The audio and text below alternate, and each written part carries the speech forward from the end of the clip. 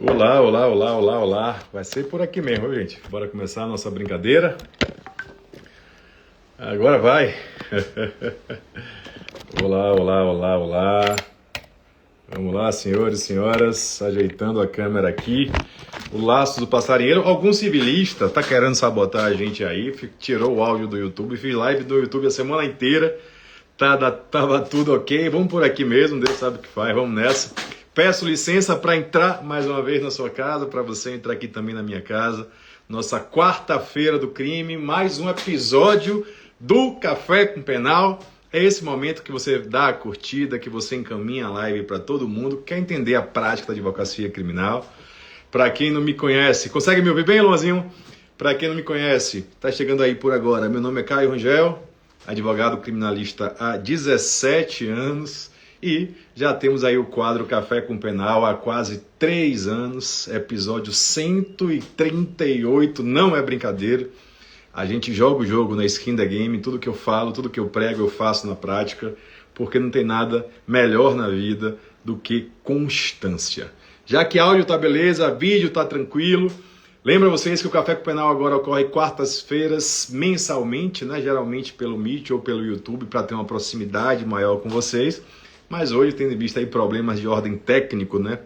Possivelmente em razão da minha larga e longa idade, a gente vai pelo Instagram, não tem problema não, vamos conversando aqui. Peço licença a vocês, live direta, objetiva e concreta, trabalhando aqui processos reais que vão ser divulgados, inclusive, nos nossos grupos, tá ok? Vou deixar gravado aqui sim, lembrando, doutora Larissa, que a nossa Escola de Advogados Criminalistas está de portas abertas só até daqui a pouquinho. Hoje a gente vai encerrar a Escola de Advogados Criminalistas para a próxima turma. Então quem quiser, ainda estiver por aí, lembro, pode fazer a sua inscrição na maior e melhor Escola de Advogados Criminalistas do Brasil. Só até hoje já temos aí dezenas de matriculados e inscritos. Semana que vem já começa a nossa aula inaugural e vai ser bom demais, aula de boas-vindas. Só esse mês tem mais 2 aulas para falar de Tribunal do Júri, sempre para mostrar para você a realidade nua e crua, a prática real da advocacia criminal. Muitos alunos da EAC, Robertão tá por aí, quem mais? Lari tá por aí. Olha, a galera não quer feriado, não. Deu um stop no feriado, daqui a pouco vocês voltam. Elisete está por aí, Natiele. Sejam bem-vindos, tá, gente?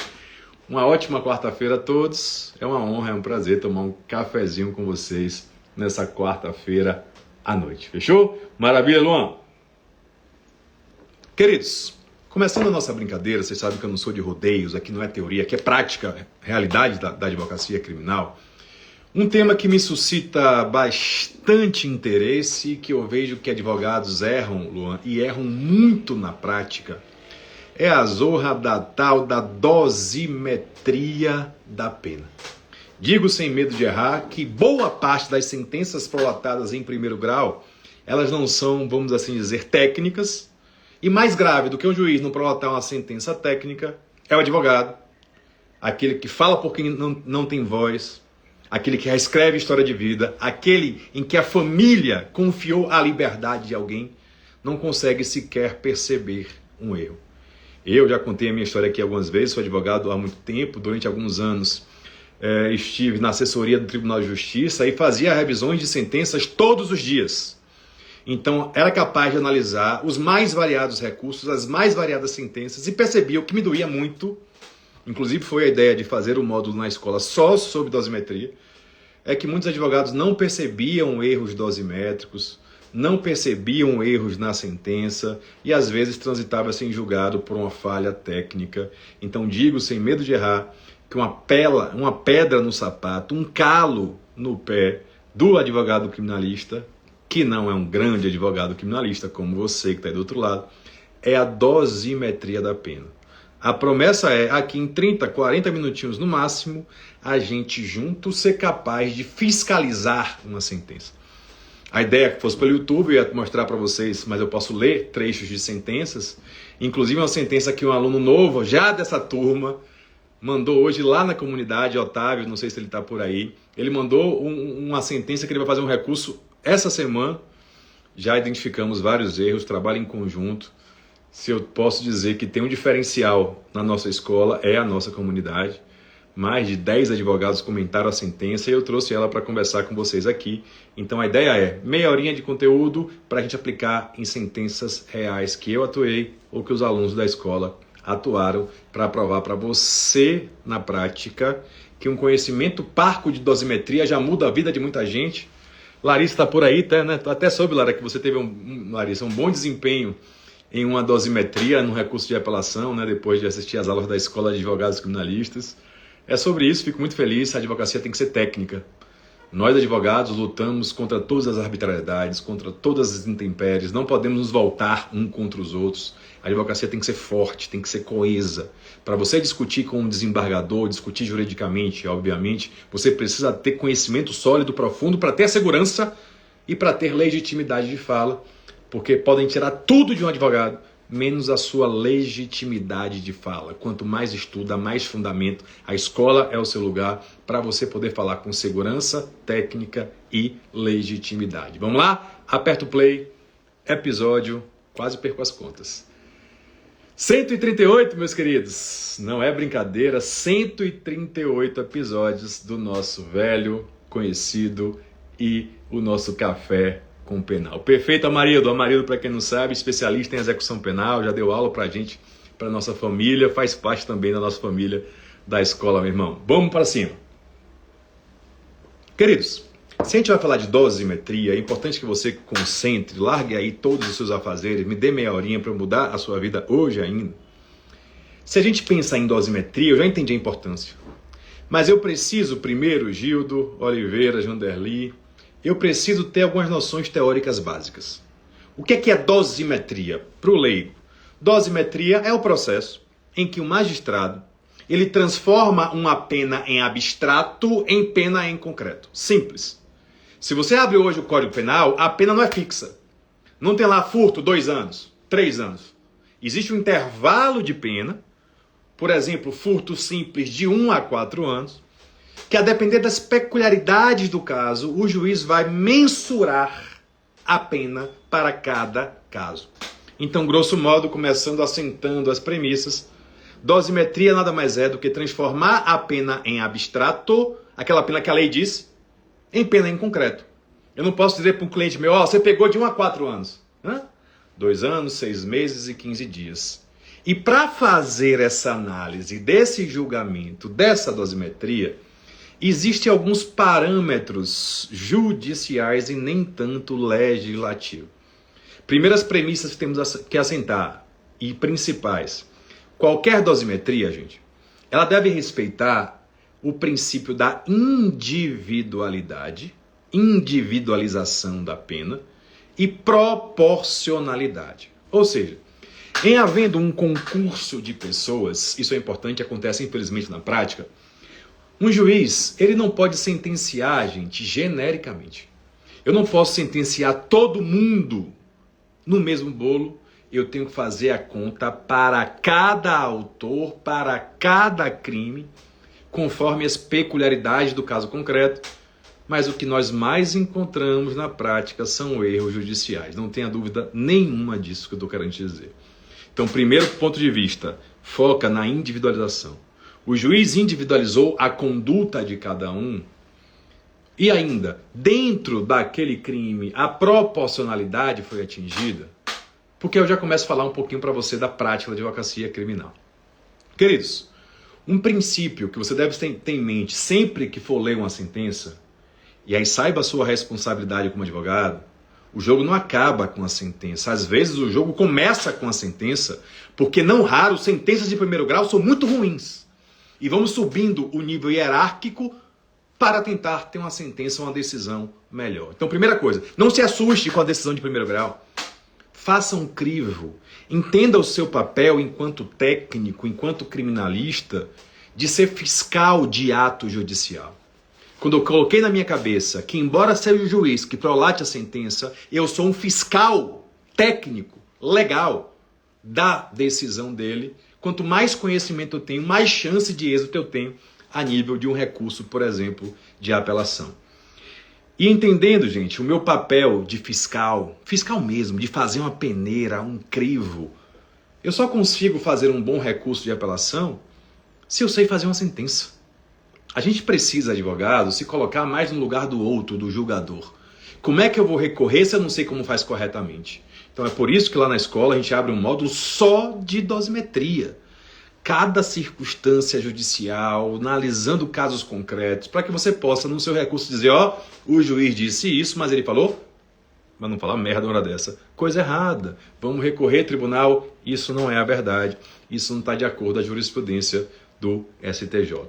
Então, um princípio motriz, que você estudou na faculdade, se ainda estiver nela, tinha um nome lindo, mas talvez você não entendesse a importância disso, é o princípio do non bis in idem. Vamos começar a falar de prática agora. Você talvez tenha ouvido, lembra desse princípio lá da faculdade? Nome bonito em latim, non bis in idem ou ne bis in idem. Nada mais é do que um nome fresco para dizer de novo não. Duas vezes pela mesma coisa não. E o seu professor da graduação, talvez eu, lhe ensinou que quando eu falo o princípio da vedação do bis in idem, eu estou falando grosseiramente que o indivíduo não pode ser condenado duas vezes pelo mesmo fato, óbvio. Ele não pode ser processado duas vezes pelo mesmo fato, óbvio.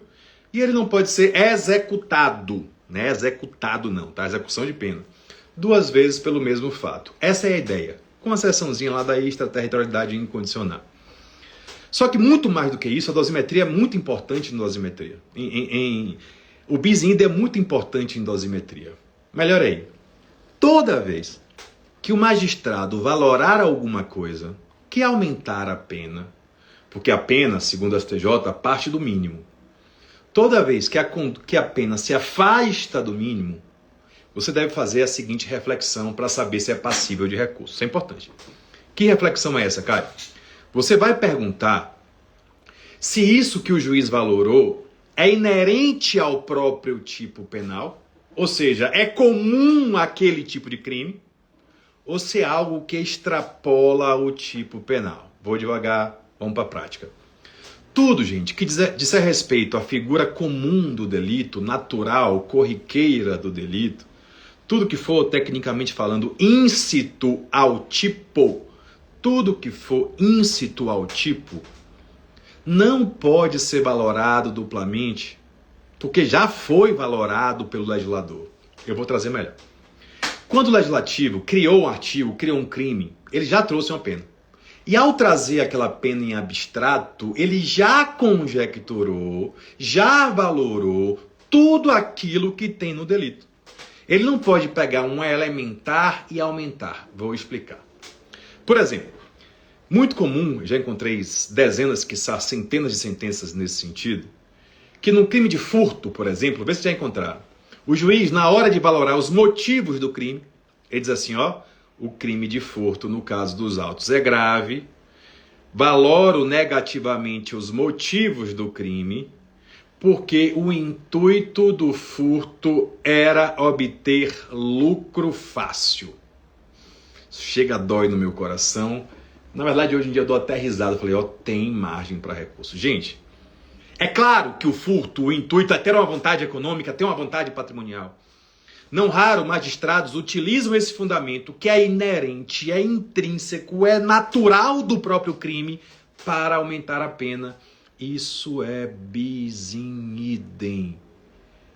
Como assim, Caio? O crime de furto, por si só, pela própria localização, ele é um crime contra o patrimônio. E se ele é um crime contra o patrimônio, de certo que o intuito é obter uma vantagem patrimonial. Deu para entender a extensão do princípio?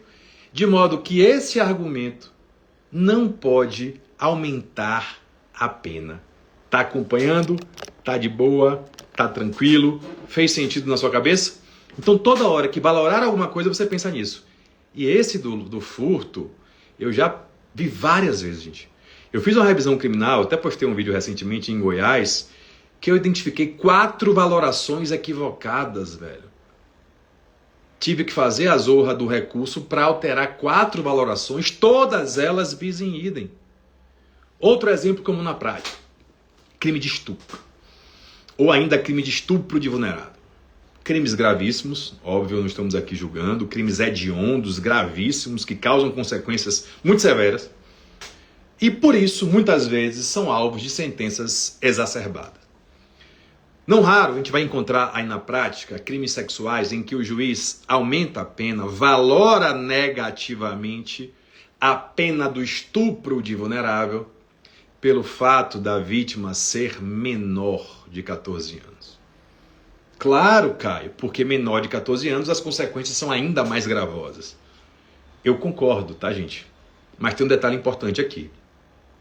A idade da vítima, a condição vulnerável da vítima, ela já foi valorada antes pelo legislativo. Você está acompanhando? Só é estupro de vulnerável, gente, porque tem menos de 14 anos. Então, se um juiz, e acontece muito na prática, ele pega um mesmo elemento, vítima menor de 14 anos, e usa para configurar um crime mais grave chamado estupro de vulnerável, ele não pode usar novamente para aumentar a pena sob pena de incidir em bis in idem. Então, se tem uma dica que você tem que levar para a vida só pode valorar algo que extrapola a figura típica. Só pode valorar algo que é além do tipo penal. E aqui que mora o segredo da dosimetria. Só considerações gerais por enquanto. Então, pegou uma sentença, aí o aluno, não sei se ele está aí, Otávio, mandou hoje, ele entrou na turma hoje, mandou um caso concreto que ele vai fazer as razões de apelação e a gente junto, porque lá na comunidade é assim, quem é DAC sabe o que eu estou querendo dizer, identificamos vários vícios e eu vou mostrar para vocês aqui. A promessa é meia horinha de conteúdo teórico, vou trazer 2 casos reais, inclusive o que ele vai fazer o recurso ainda nem fez, para mostrar para você que você é capaz de fazer uma boa apelação, que você é capaz de identificar erros de juiz e recorrer tecnicamente. Então bota na cabeça uma coisa, botei, Caio, não é cabelo não.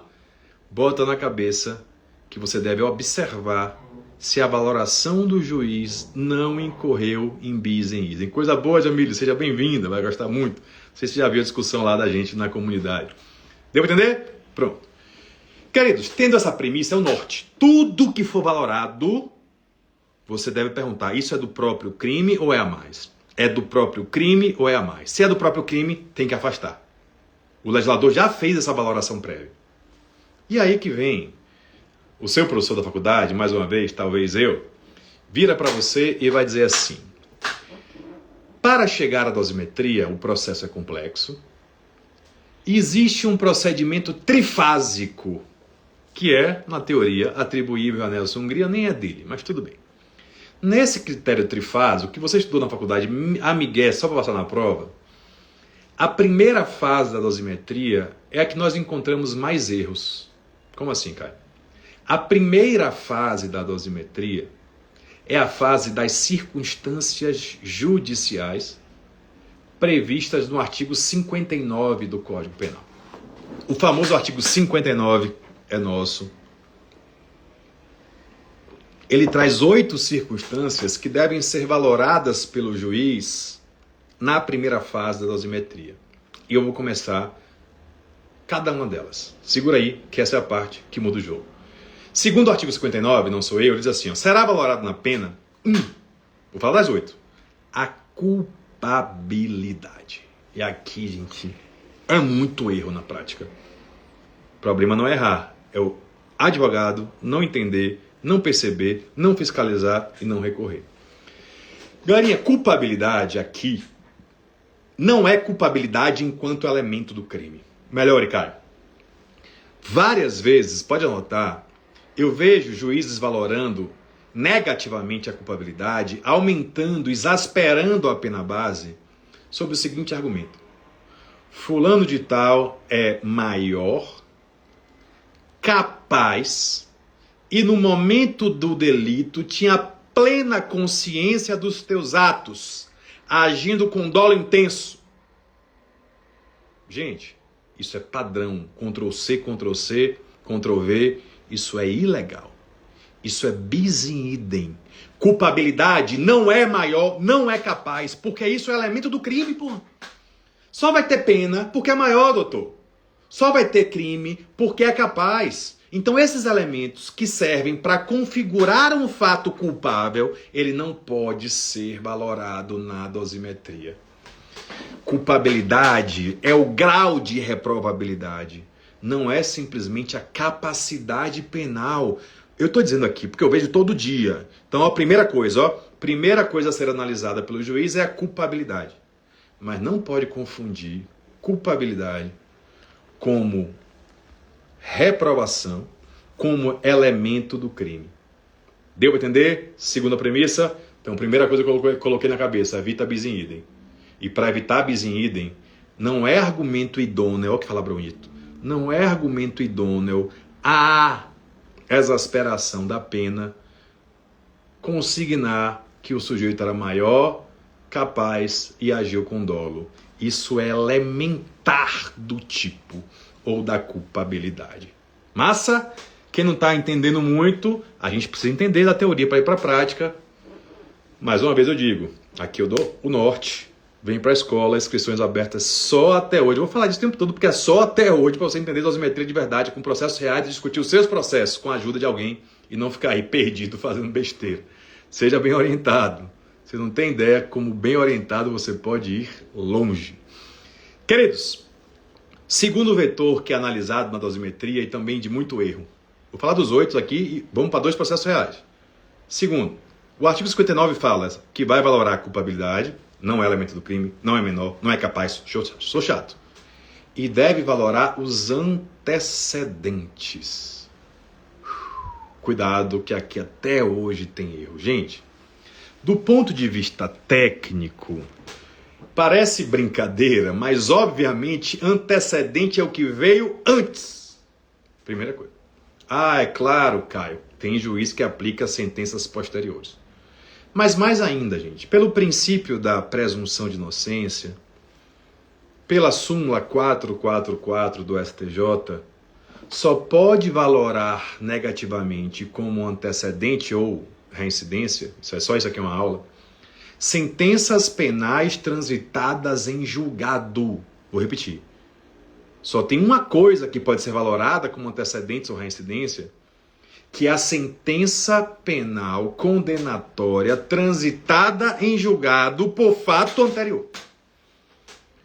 Por que essa repetição, Caio? Porque todo dia eu vejo até hoje juízes valorando inquéritos policiais. Então pode anotar, inquérito policial não pode aumentar a pena.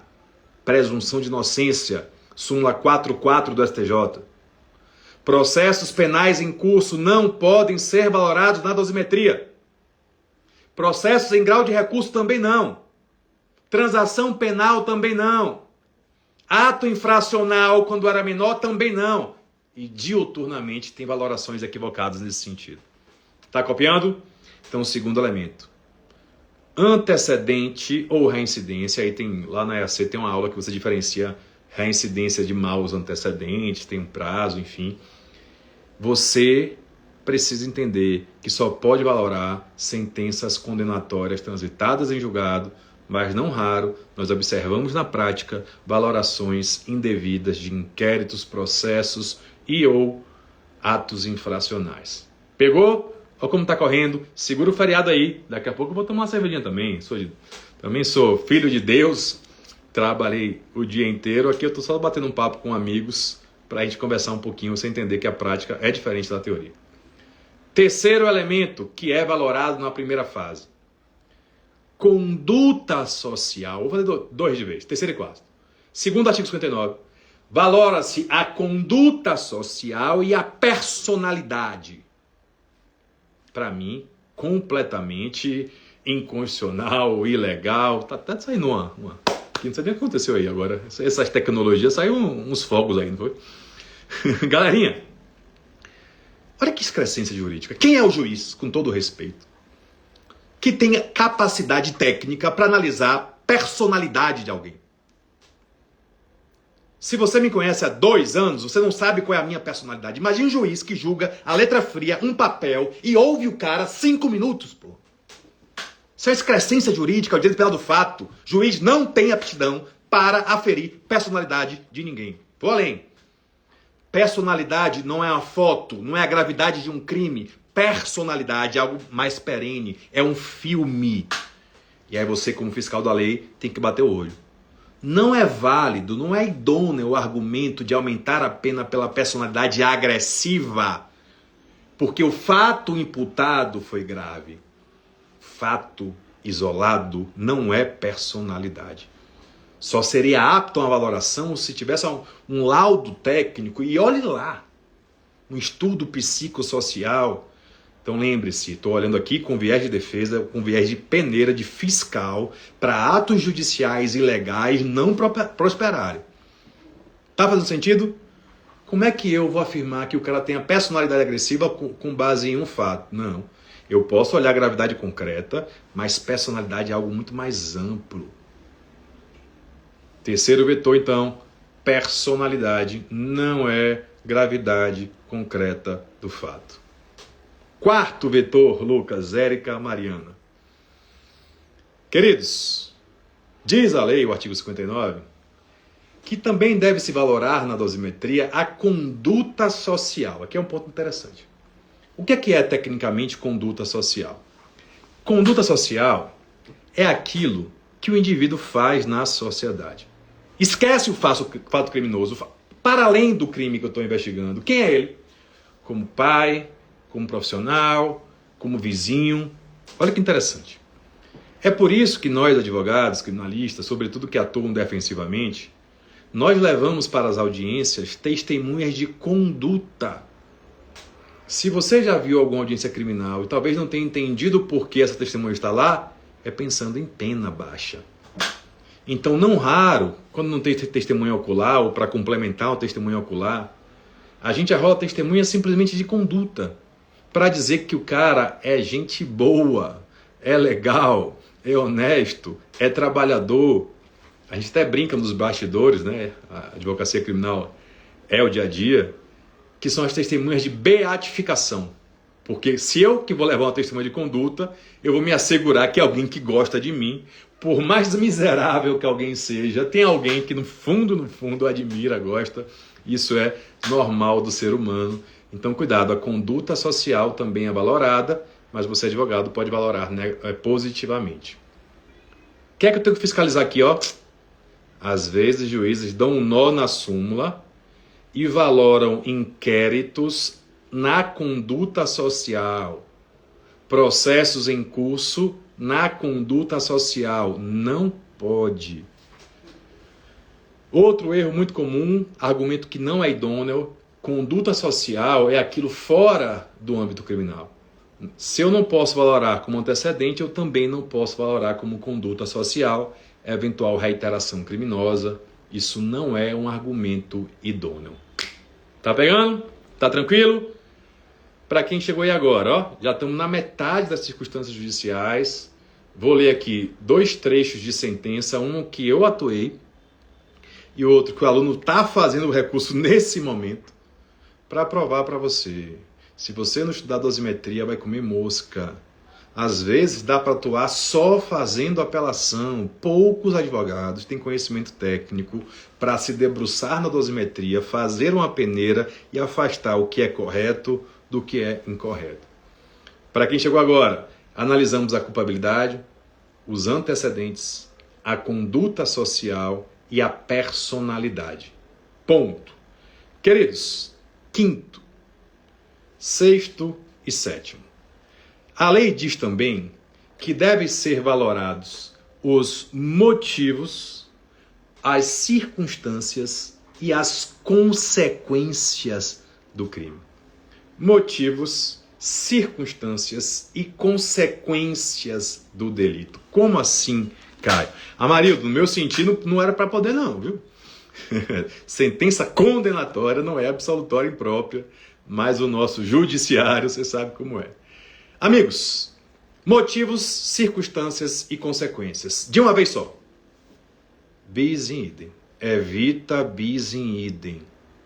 Vocês não têm ideia da quantidade de vezes, meu querido Kelvin Barbudo, que eu vi juízes valorando no crime de furto o intuito de obter lucro. Tem que ser aquilo que extrapola se não é bis in idem? Circunstâncias do crime, aquilo que é a mais, porra, do que o delito. Não é aquilo que faz parte do próprio delito. Eu tive acesso a uma sentença recente, Amarildo, que o juiz lá do júri, ao fazer a dosimetria, ele valorou negativamente as consequências do crime porque a vítima morreu. Porra, velho. A vítima morrer é inerente ao crime de homicídio.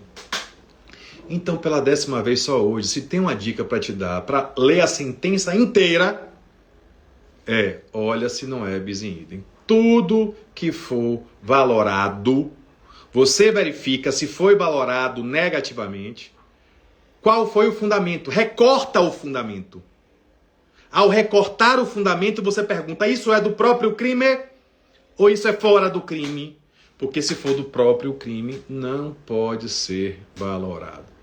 Elementares não podem ser valoradas duplamente, sob pena de constatar bis in idem. Acompanhou? De boa? Para mim, dicas para você pegar e resolver 2 casos comigo. Segura aí, 10 minutos. Essas são as 8 circunstâncias judiciais, são as mais polêmicas na prática. Por que são as mais polêmicas na prática, gente? Porque são, percebam, expressões subjetivas, personalidade. Eu não sei minha personalidade, o juiz vai saber. Vai julgar com base num caso concreto? Não pode. Conduta social, o cara nunca me viu na vida, vai saber minha conduta social? Usa ao favor. Só que tem outro problema. Aqui na primeira fase, na pena base, o juiz não está adstrito a uma imposição, vamos assim dizer, matemática. Tem que respeitar os limites, mas a lei não fala quanto cada uma delas aumenta a pena. E aí é uma excrescência jurídica. Tem juízes que aumentam 6 meses para cada uma, não importa se é ameaça ou se é homicídio. Mas o entendimento mais técnico, você, mais uma vez, como fiscal, é o seguinte. A jurisprudência, isso não é determinante, mas é um parâmetro, entende que cada circunstância judicial deve ser valorada em 1/8. Cada circunstância judicial deve ser valorada em 1/8 da diferença do máximo para o mínimo. Sou bom em matemática não, pois aprenda para fazer dosimetria, venha para a escola. Vou repetir, cada circunstância judicial desfavorável, segundo a orientação do STJ, deve ser valorada em 1/8 da diferença da pena máxima para a pena mínima. Vou trazer um cálculo simples. Vamos supor que o crime que está sendo analisado tem pena de 2 a 10 anos. 2 a 10. E o juiz achou uma circunstância desfavorável. Qual seria a pena correta, segundo o STJ? Uma só. Diminui a pena máxima da pena mínima, 2 a 10. 10 menos 2, 8. E faz 1/8 em cima da diferença. 1/8 de 8, para quem não sabe, é 1. Por isso que eu coloquei essa matemática. Então eu vou aumentar 1 ano na pena mínima. De novo, para quem não é matemático, mais uma vez. Qual a indicação do STJ de valoração, para ter um parâmetro? 1/8 da diferença entre a pena máxima e a mínima, simples. Então, se a pena é de 2 a 10, máxima 10, mínima 2, dá 8. 1/8 de 8 é 1. Então, cada circunstância, nesse caso, vai agregar 1 ano à pena mínima. Por que eu digo isso? Porque o erro pode estar, no que é valorado e não devia. Dei vários exemplos aqui. Maior, capaz, idade no estupro de vulnerável, motivo de obter prazer sexual em um crime de estupro, é bis in idem, motivo de obter vantagem indevida no estelionato, é bis in idem, não pode valorar. Então o primeiro erro é na valoração. E o segundo, na quantificação da valoração. Não raro, os juízes aumentam muito a pena com base em uma circunstância só.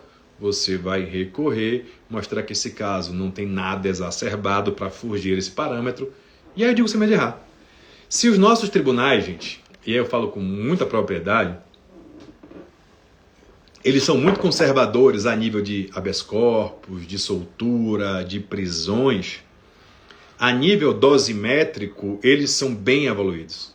Então, se você mostra para o desembargador em uma apelação o erro do magistrado, que consiste em bis in idem, não raro vai ter alteração da pena sim. É muito mais fácil, inclusive, do que discutir mérito nos tribunais. Discutir se fez ou se não fez, acontece também, claro, mas a dosimetria é um prato cheio para quem é técnico, porque você, escancara a cara crachá. O juiz valor... E bem simples, recurso é cirúrgico, tá, gente? Recurso cirúrgico. Vai dizer o que é que o juiz valorou, por que é errado e como é o certo. Acabou. No caso dos autos, o juiz valorou negativamente a culpabilidade sob o argumento que, abre aspas, fulano de tal era maior, capaz e tinha plena consciência dos seus atos. Fecha aspas, exasperando a pena em 1 ano e 6 meses. Contudo, excelência, tal interpretação não merece subsistir, tendo em vista que, como sabido, então, primeiro parágrafo diz que ele falou, segundo diz que ele está errado. Como sabido, culpabilidade enquanto elemento dosimétrico não se confunde com culpabilidade elemento do crime, de modo que ser maior, capaz, são circunstâncias imprescindíveis à configuração do delito, não podendo, sob pena de bis in idem, ser valoradas novamente na dosimetria. Um parágrafo mostrando o erro, outro parágrafo, um parágrafo mostrando o que foi, valorou negativamente a culpabilidade por isso. Segundo, porque ele está errado. Terceiro, uma jurisprudência corroborando a sua tese. E quarto, pedindo para afastar. Não é um recurso de 200 páginas. 4 parágrafos para cada erro. Repito, é cirurgia. Quem fala demais, minha mãe já dizia, não tem razão. Quem é cirúrgico tem efeito. Então, de novo, vai identificar um erro na sentença. Vamos lá, motivos do crime de furto. Na segunda fase do primeiro parágrafo, mostra o erro, a decisão, abre aspas ou cita.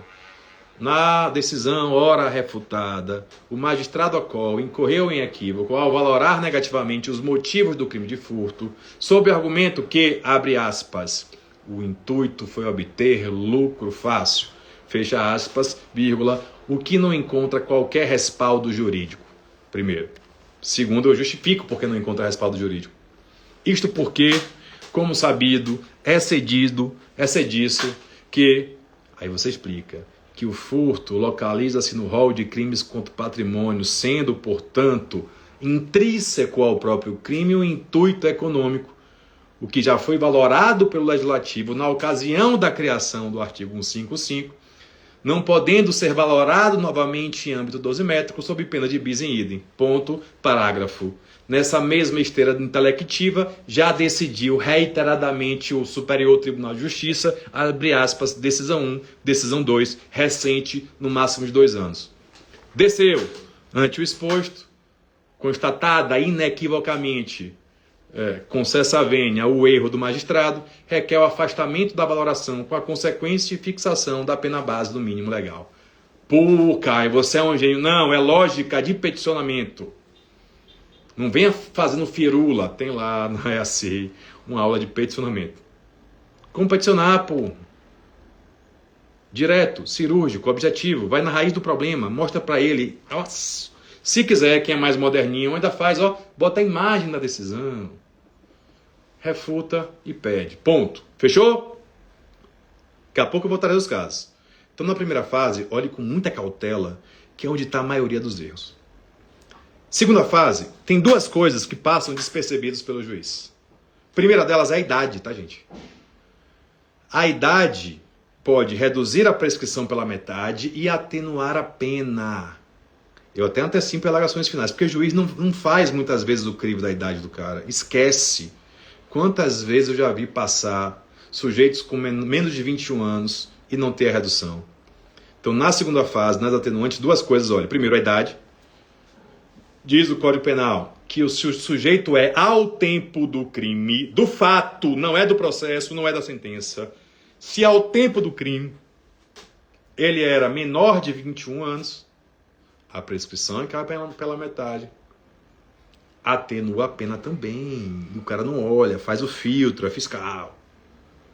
E a segunda, essa é muito comum, a confissão.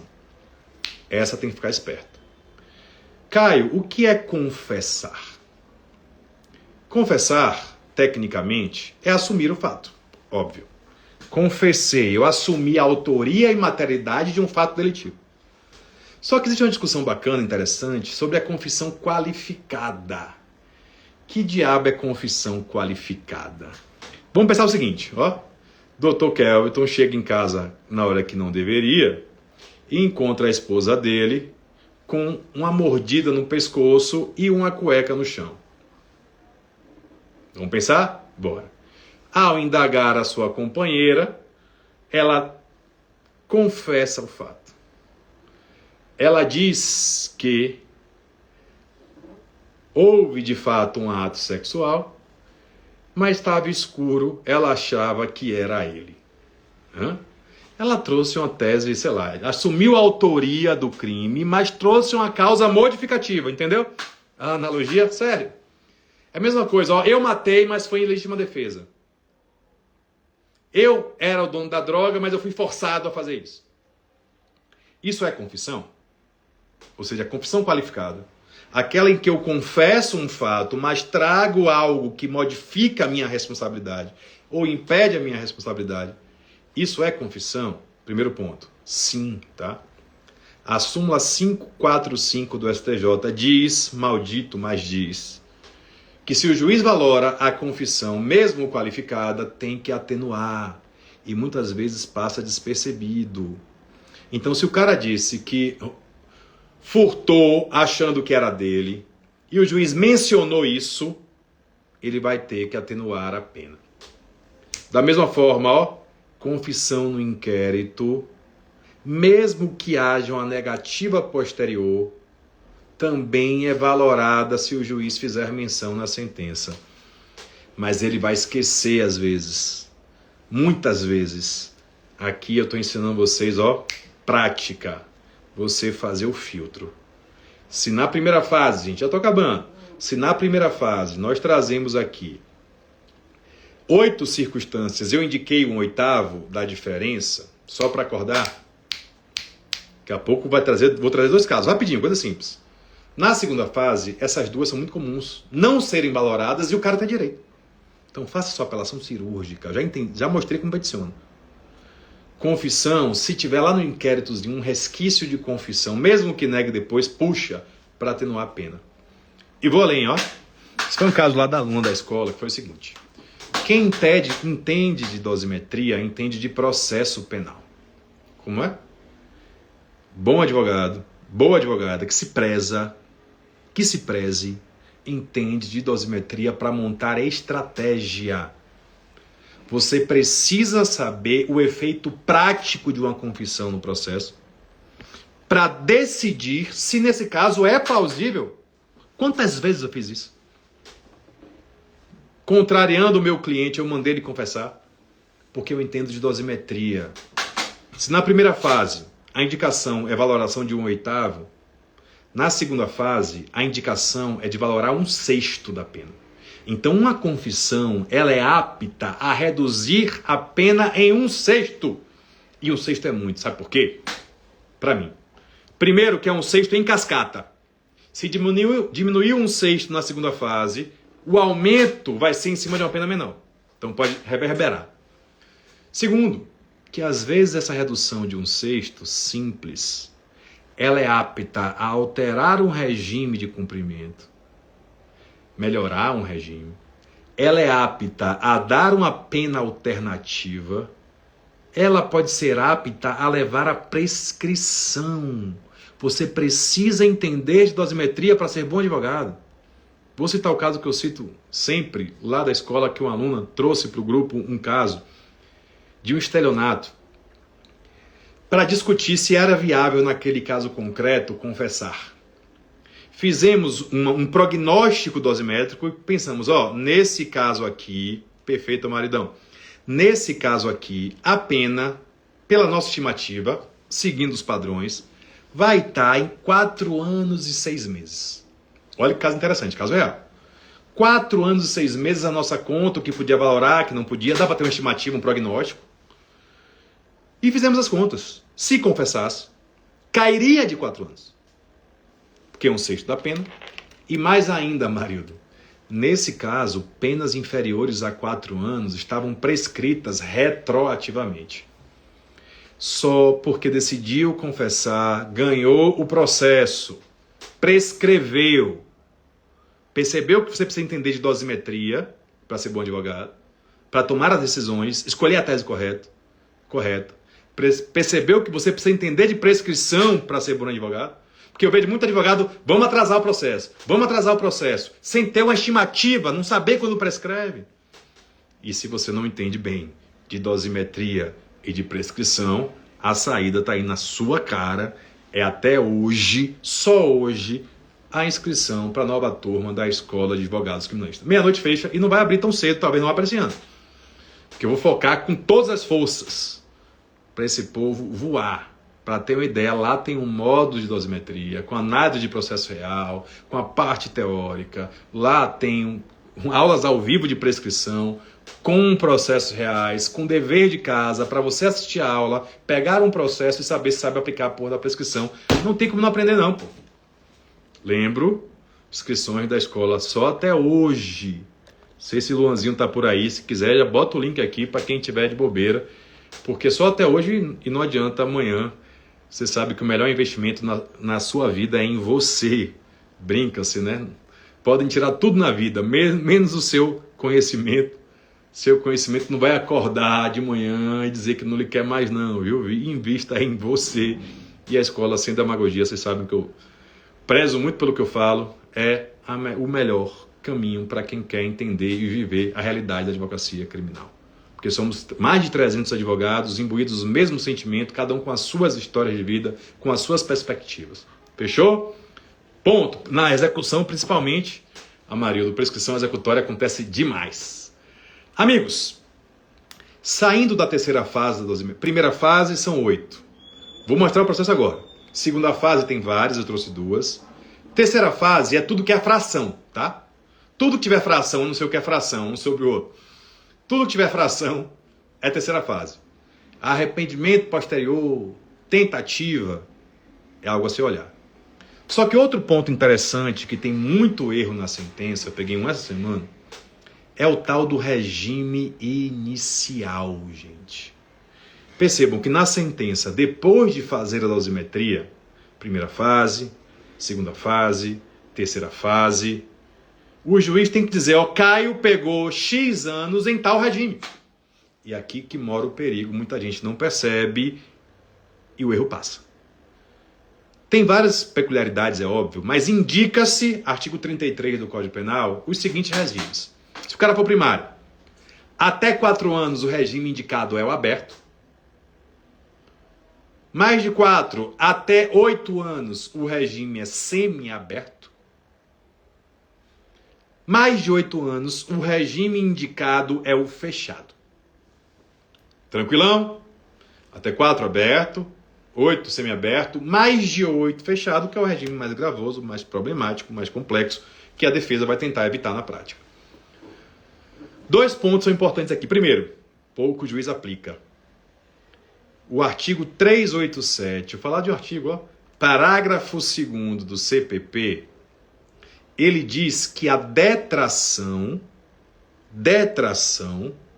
influencia, interfere no regime inicial. Como é, pai? É isso mesmo. Aquele tempo que o cara ficou preso preventivamente vai abater não só da pena, mas do regime. E aqui está o pulo do gato. Às vezes a gente deixa o cara preso um pouquinho, porque lá na frente vai ter um grande benefício. Vou explicar. Se você fez as contas, meu querido, e a pena está lá, sei lá, 8 anos e 2 meses. 8 anos e 2 meses é regime fechado. Só que faz o abatimento da detração. Se ele tiver, por exemplo, ficado preso 3 meses preventivamente, eu vou cair dos 8 anos e na ocasião da sentença o regime deve ser o semiaberto. Pegou? E muitas vezes passa despercebido pelos magistrados. Eles vão com base apenas na pena geral, 8, 9, 10 anos, sem fazer a detração. A detração interfere no regime inicial. Olha como a gente precisa entender de sentença para fazer recurso, pô. Pegou a manha? Segundo, Caio, Isso é muito importante, perfeito. Muito importante. O juiz pode aumentar o regime fora desse intervalo? Pode. Súmulas 718 e 719, último ponto do STJ. Mas um juiz, para valorar negativamente um regime, para aumentar um regime, ele precisa fundamentar concretamente. Não raro, fixam-se regimes mais gravosos sem o fundamento teórico correto. Então, para mim, apanhado geral, em 1 minuto, vou mostrar os casos. Queridos, amados amigos, entendam que é papel do advogado, revisão, fiscalizar atos judiciais. Não estou nem dizendo que os juízes são ruins, às vezes sim, às vezes não, são seres humanos. A demanda do judiciário é muito alta.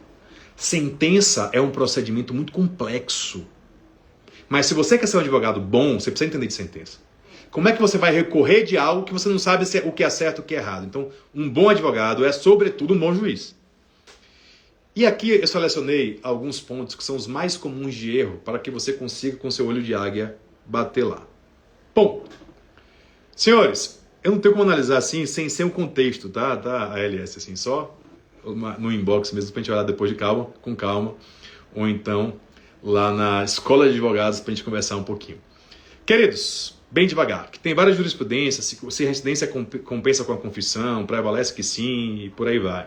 No crime de drogas, só a gente pegando um gancho aqui, ele foge do artigo 59 e traz outros elementos do artigo 42 da lei de drogas, quantidade, natureza, diversidade e por aí vai. Tem algumas peculiaridades que devem ser analisadas. Amigos, panorama geral, evita bis in idem. Primeira dica. Segunda dica, na primeira fase, foca muito o olho. Olha o que foi valorado negativamente e verifica se não é bis in idem. Tem que ser algo que extrapola o crime, que é a mais do crime. Segunda fase, olha a idade. Menor de 21 na data do fato ou maior de 70 na data da sentença são atenuantes da pena. Regime inicial, olha se fixou correto. Às vezes é Ctrl+C, Ctrl+V, vai no bolo. Olha se foi feita a detração. Só aí você sai na frente e consegue recorrer de um sem número de procedimentos. Deixa eu tentar abrir aqui a decisão. Será que eu consigo? Deixa eu ver, acho que eu consigo. Eu vou ler, melhor. Eu vou ler aqui 2 decisões, rapidinho, 2 minutos. E eu quero saber se você é capaz, depois dessa conversa nossa aqui, de identificar. Olha o que diz aqui. Não é brincadeira não, tá? Eu trouxe 2 casos, tinha mais de 100.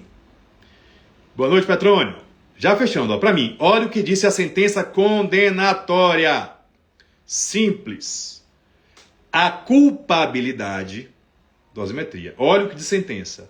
Indica o grau de censurabilidade da conduta. Lindo. Quanto mais reprovável, maior deve ser a pena. Começou assim. Não disse nada concreto. Fulano subtraiu um televisor de 20 polegadas em plena luz do dia, em companhia de um terceiro, sendo preso ainda com o produto do furto em mãos. Isso não é fundamento para aumentar a pena, gente. Por quê? O concurso de pessoas já é valorado e o furto de uma TV não tem nada fora do padrão, do comum, do crime de furto. Argumentos genéricos, abstratos. Gente, é absurdo. Vou continuar. Aí você vai me dizer agora, é pior, vai piorar. Se está certo ou errado. Na mesma sentença, o juiz diz assim, ó. Em relação aos caracteres da sua personalidade, os mesmos indicam tratar-se de criminoso de oportunidade, de qualidades morais duvidosas. Vou repetir. Indicam tratar-se de criminoso de oportunidade. Não disse o porquê, não disse quando, não disse como, não disse onde. De qualidades morais duvidosas. Primeiro que a palavra já é ruim. Dúvida em pró-réu. E vou dizer, transitou em julgado. Eu fui contratado para fazer revisão criminal porque o povo não viu. O motivo do crime, a mesma decisão. Capital, viu? O motivo do crime foi o ganho fácil. O cara valorou o motivo do crime por ter sido o ganho fácil. Tá certo, criminalistas? Com essa uma horinha que a gente conversou aqui, olha como seu olho já muda. Porque se leu rápido, nem percebeu, velho. É tudo errado. Tudo errado. As circunstâncias em que se desenvolveu a execução da atividade delituosa, furtando em período da tarde, demonstra a ousadia e o ânimo dolande empregado pelo réu. Não sei nem que porra é ânimo dolande, caramba. E ele percebeu que ele falou luz do dia 2 vezes ainda? 3 em idem, se é que é possível isso. Gente, isso é uma sentença recente de Salvador. Todos eles, Petrônio, ou abstratos demais, ou inerentes ao próprio tipo penal. Vou pegar outra aqui. Essa, não é brincadeira não, o aluno mandou hoje, para não dizer, Caio escolheu as decisões. Hoje, vê se você é capaz de identificar. Já estou fechando. Senhores, o crime foi de roubo. Foi de roubo. Olha o que diz, ó, passo à dosimetria. Pena aplicável e pena base, primeira fase da dosimetria. O fato de ter sido roubado um veículo automotor torna as circunstâncias graves. Pode, produção? O fato do veículo automotor ter sido furtado é grave? É mais grave? Sem dizer mais nada? Essa sentença foi de agora, não transitou em julgado ainda.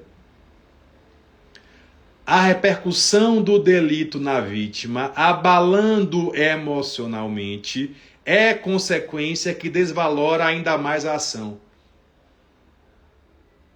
Gente, roubo tem violência, tem grave ameaça, uma abalo emocional é inerente ao crime de roubo. Para aumentar a pena tem que ter um dado concreto que especifique e comprove que aquilo trouxe consequências mais graves do que o fato em si. Não houve. No primeiro parágrafo, gente, tem 2 erros crassos. Pena de 5 anos e 6 meses. Até para fazer as contas o cara exasperou. Com cessa vênia, como disse, ao entendimento do magistrado, isso não pode. A dosimetria tem uma orientação, ela tem um norte, ela tem uma lógica que só consegue enxergar quem é advogado técnico e qualificado. Simples. E pior, ao fixar o regime, fixou 5 anos e 6 meses. Fechou em 7 anos com a causa de aumento. O regime de cumprimento é o fechado. Ponto. Porque tem... Gente, de verdade. Pois é, Alan, exatamente. O contrário pode acontecer. Então, gente, eu trouxe 2 exemplos aqui, de 5 minutos. Eu posso trazer 200 de tudo que eu disse que acontece todos os dias. Isso não me preocupa, porque juiz errar é normal, a demanda é muito alta, de verdade mesmo, já fui membro do judiciário, eu sei como funciona esse negócio, não é para acontecer, mas é assim. O problema é você, advogado, contratado para isso, não fazer o filtro. Eu conto nos dedos aqui advogados que entendem de verdade de dosimetria. E você precisa entender de dosimetria anteacto.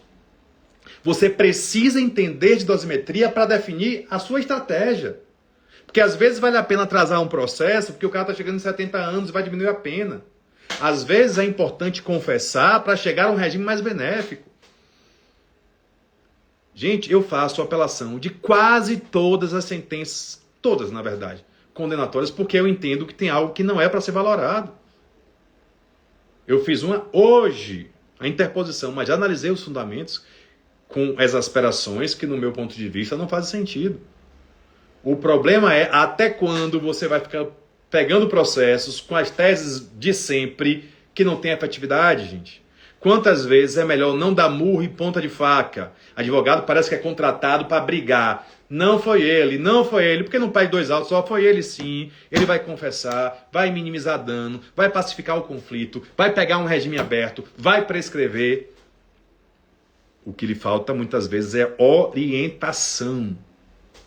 De errar, ou melhor, aprender com o erro dos outros. Eu estou falando hoje porque eu errei muito. E eu comecei a aprender muito mais de dosimetria quando eu via, na prática, os juízes julgando, desembargadores revisando, advogados tentando contraditar um argumento.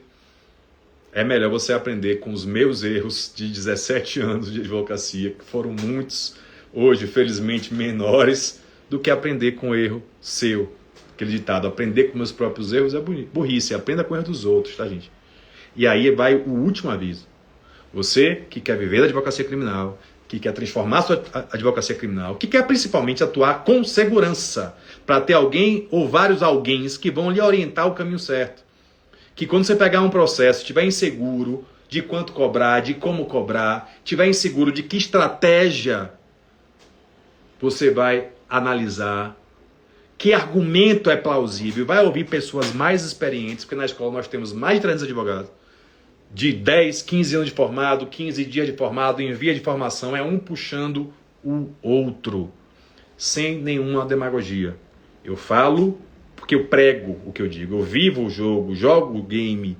Eu sou advogado criminalista raiz, lido com as intempéries e arbitrariedades todos os dias, de cabeça erguida, com fundamento, porque estamos transformando a advocacia criminal. Somos mais de 300 pessoas ativos, unidos e principalmente a ideia de fundar a escola, para quem pegou pelo bolo aí, é só até hoje, não vai reabrir, é hoje, fechou as vagas, não tem como dar conta de todo mundo, só até hoje, meia-noite, a inscrição para a Escola de Advogados Criminalistas. Para quem não acompanhou as aulas, pode colocar o link aqui, escrever escola, é até hoje. Como funciona a escola, Caio? Simples, tem aula de tudo que você imaginar. Desde prospecção de clientes, como prospectar clientes, tem lá. Posicionamento digital, como produzir conteúdo, tem aula de utilizar a inteligência artificial, tem aula de inquérito policial, liberdade provisória, revogação de preventiva, habeas e prática. Que eu vejo um bocado de curso por aí falando que é prático e é teórico. Quem é pode comprovar. Não tem lá na escola, impetrante é isso. Não, habeas corpus é assim, esse é argumento que cola. Você vai colocar um argumento desse jeito. Não sabe não, tome aqui um modelo, uma orientação. Não sabe não, tem esse processo aqui. Analise, veja as ilegalidades, os argumentos e confira com gabarito. É prática, pô. Para mudar de vida. Porque de teoria, você veio da faculdade. Você precisa revisar. A diferença é que nem sempre o que dizem nos livros é o que ocorre no dia a dia e eu jogo o jogo com você. Tem modelo de peça, apelação, tem aula de dosimetria e temos aulas ao vivo todo mês. A Marildo já participou. Vai ter aula de boas-vindas já para você, novo membro, venha para nossa casa. A Marildo já participou com a execução penal. Próxima semana, a inauguração, boas-vindas, bônus. Em seguida, vamos ter 2 aulas de Tribunal do Júri. Com quem faz isso na prática? Defensor Igor Santos, hoje titular da Vara do Júri. Advogados também, Ricardinho Catalá, não sei se está por aí ainda, apareceu mais cedo. É sobre isso a escola, tá, gente? Para quem está perdido ainda, quer alavancar a carreira, quer sentar em outra mesa, clica aí, entende as condições, fala com a nossa equipe, o tempo está acabando. Quanto é, Caio? Não acompanhei. Meus amigos, não sei exatamente, Luan. Eu sei que a assinatura é anual. Você tem acesso a 1 ano. A escola está sempre com aulas novas. Aulas novas, aulas novas, aulas novas. Dividido em 12 vezes, não lembro exatamente qual é o valor. Clica, confere. Jamília acabou de entrar, seja bem-vinda. Mas se tem algo que muda a vida lá na escola, é a nossa comunidade de advogados criminalistas. Sem nenhuma demagogia. Todos os dias eu entro. É um grupo que a gente tem só de quem é aluno, onde a gente discute, disponibiliza peça, faz parceria, um de uma cidade, outro de outra cidade, e principalmente acolhe.